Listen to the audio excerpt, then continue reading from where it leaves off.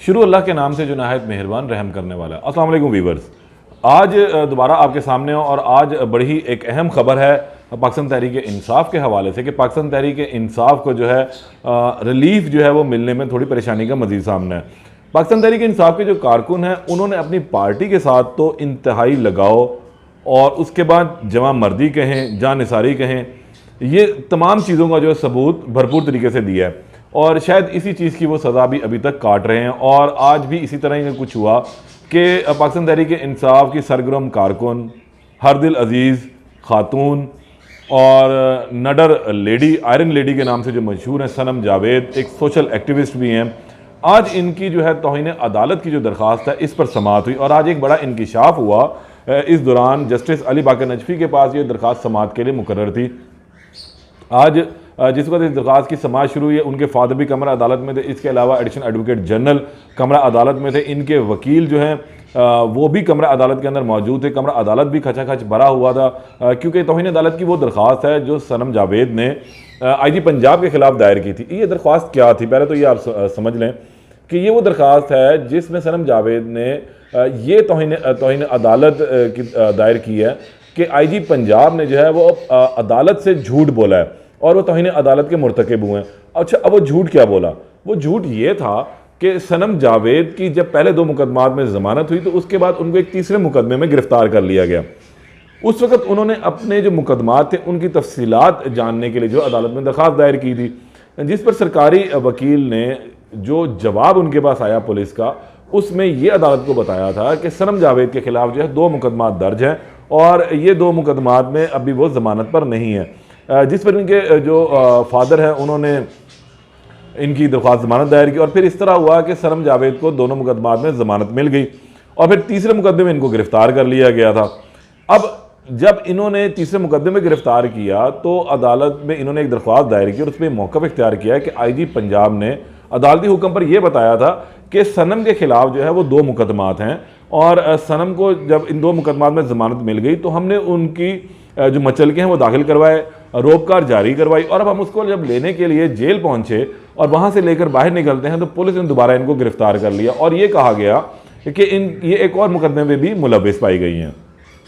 तो इस तरह अदालत के साथ झूठ बोलने का जो तौहीन है अदालत की गई है वो तौहीन अदालत के ज़मरे में आती है,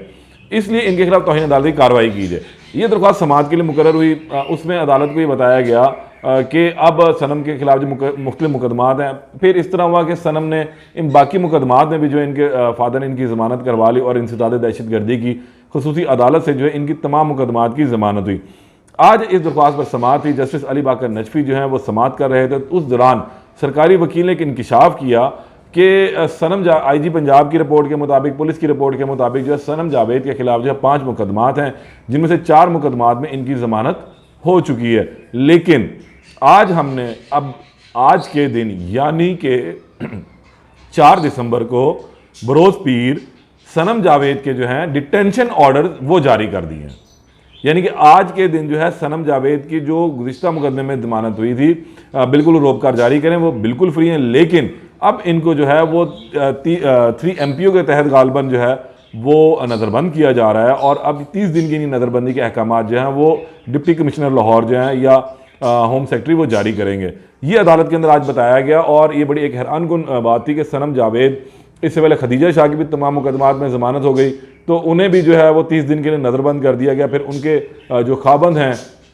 जहांजेब, उन्होंने दरख्वास्त दायर कर रखी हुई और उस पर भी समाअत चल रही है। फिर अदालत को जब ये मालूम हुआ कि सनम जावेद को अब नज़रबंद कर दिया गया तो अदालत ने फिर उनके वकील को ये हदायत की कि अब आप नज़रबंदी को चैलेंज करें और फिर उस पर देख लेंगे क्या जवाब आता है कि नज़रबंदी क्यों की गई है। अब सनम के जो फादर हैं जावेद साहब, मेरी उनसे बात हुई तो उन्होंने ये कहा कि अब बिल्कुल हम इसको भी चैलेंज करेंगे कि इनकी जो नज़रबंदी है वो गैर आइनी है, गैर कानूनी है। सनम ने ऐसा कोई काम नहीं किया। सनम से किस किस्म का जो है इन्हें खदशा है, डर है, खौफ है कि सनम बाहर अगर आ गई तो जो मुखालफीन है उनके लिए परेशानी का बायस बन सकती हैं। गो कि सनम जावेद की इस टाइम फ़ैन फॉलोइंग बहुत ज़्यादा है और मुमकिन है क्योंकि वो अब ऐलान भी कर चुकी हैं कि मैं वाहिद खातून होंगी जो जेल काटने के बाद जो है पाकिस्तान तहरीक इंसाफ में शमूलियत इख्तियार करेंगी। तो अब इनके फादर जो हैं वो कल यानी कि मंगल के दिन 5 दिसंबर को जो इनकी नज़रबंदी है उसको अदालत में चैलेंज कर रहे हैं और फिर उसके बाद देखते हैं क्या जवाब आता है। लेकिन अदालत ने ये हदायत करने के साथ जो तौहीन अदालत की दरख्वास्त है इसको 5 दिसंबर तक के लिए यानी कि कल तक के लिए मुलतवी भी कर दी है। अब सनम जावेद का आगे का मुस्तकबिल क्या होगा, तहम अभी मुकदमात में तो उन्हें ज़मानत मिल चुकी है, तमाम मुकदमात में वो ज़मानत के ऊपर है, लेकिन अब हुकूमती सतह के ऊपर जो उनको नज़रबंद किया जा रहा है, 30 दिन की नज़रबंदी के अहकाम इनिशली जो है वो जारी किए जाते हैं और DC लाहौर इनको जारी करते हैं। अब देखना ये है कि सनम जावेद जो है वो कितने दिनों के लिए अंदर जाती हैं और अदालत उस जो इनकी नज़रबंदी के अहकाम हैं उस पर जब चैलेंज किया जाएगा उस पर क्या ऑर्डर देती है, क्योंकि फिर एक सॉलिड रीज़न जो है वो अदालत के सामने रखनी पड़नी है। खदीजा शाह वाले मामले में भी इसी तरह ही है कि अभी तक कोई सॉलिड रीज़न जो है वो उनके सामने अदालत के नहीं रखी गई है, जिस पर अदालत उसको या तो इनकी अपील को मुस्तरद कर दे या उसको मंजूर कर ले। तो हम अभी भी ये मामला जो है वो 50-50 के ऊपर चल रहा है। तो ये आज पाकिस्तान तहरीक इंसाफ के हवाले से जो है एक खबर थी कि पाकिस्तान तहरीक इंसाफ की जो खवातीन कारकुनान हैं उनकी अभी जो है वो रोज़े ख़त्म नहीं हुए, उनके जो दिन है वो छोटे नहीं हुए हैं। तो अब देखना ये है कि कब इनको जो है वो रिहाई मिलती है, कब वो अपने प्यारों के साथ, अपने घर वालों के साथ, अपने बच्चों के साथ जो है वो जाके रह पाएंगी। ये आज एक डेवलपमेंट थी। आखिर में फिर आपसे एक ही इल्तिजा करूँगा कि चैनल को लाइक करें, सब्सक्राइब करें और वीडियो को शेयर करें कि ताज़ा तरीन अपडेट्स जो हैं तक पाकिस्तान तहरीक इंसाफ के हवाले से आप तक पहुँचती रहे। अल्लाह ने के बाद।